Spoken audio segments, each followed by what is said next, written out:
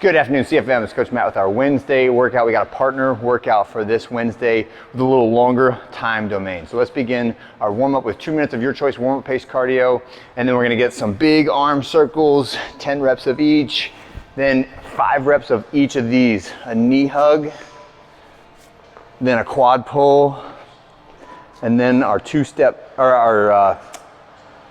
step scoop. So that means I'm stepping forward, sweeping down, stepping forward, sweeping down. So every rep I'm going from all the way tall, arms overhead, to all the way low, sweeping the ground, right? So a little dynamic hamstring stretch is what that's for.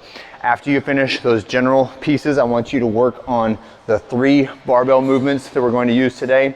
As always, the barbell movements could always be substituted for dumbbell movements in the event that that is more akin to your taste, okay? So the first one is front squat, right? So elbows in front of the body, the bar is resting on top of my shoulders. I've got my squat width stance, tight braced core, all the way down, hips below parallel, drive back up, right? Just do a few reps of those. The next one is shoulders to overhead. So this could be strict press, hardest way to do it. This could be push press, dip drive press. This could be push jerk, right? Jumping underneath. It could be split jerk. A little bit slower, but very efficient, right? Any of those are fine.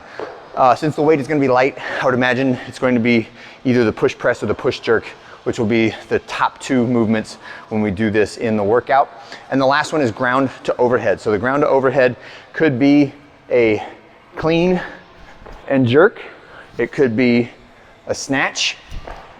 It could be a reverse curl, strict press, whatever you want to do, but get it from the ground and then put it all the way overhead with good positions in between the whole time, right? So practice whatever you're going to do for today and escalate the weight as we go towards the workout.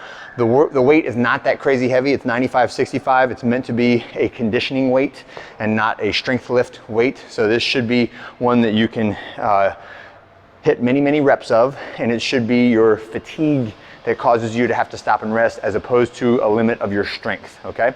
When we do the workout, if you choose to do it alone or you don't have a partner, I want you to think in terms of 3, 2, and 1 minutes of cardio in between each round, all right? So the way that these pace horse, racehorse workouts work is you have 1 score per 10-minute round, and there's 3 10-minute rounds, right? And so when we get to the end, you'll have 3 opportunities to score, and those 3 opportunities will be in the total rep category, right? So partner A will be working on reps of 5 wall walks and 10 front squats. And the wall walk is a gymnastic movement where we start with our body on the ground. We push up, we walk our way back towards the wall and get as close as you can without feeling like you're gonna fall down. If possible, touch your nose to the wall and then back to the ground. So I start off in the bottom of the push-up position every single time. When I finish 5 wall walk-ups, I'll run to my bar, pick it up off the ground, and I'll do 10 front squats, right? And as soon as I finish those 10 front squats, right back to the wall, right? And I'm just keeping track of where I'm at. When my partner comes in from that 600-meter run, they tag me, they say, where you at? I said, I just finished, let's say, 3 wall walk-ups, right? My partner would jump in and then start on number 4 and number 5. So between the 2 of us, we have 1 running score of reps when we finish. So each round is 15 reps. If you finish 3 rounds, that's 45 reps plus whatever else you got, right? At the end of 10 minutes, we all take a break.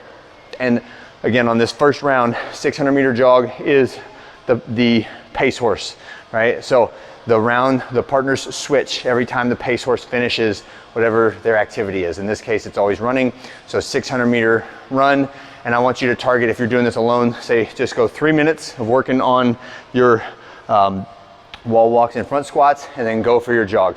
And then again, another 3 minutes of working on wall walks and front squats, and then go for a jog.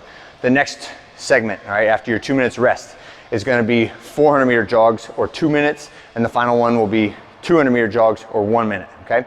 And that's just a round number that's easy, hopefully, to pick off the clock if you're doing it solo.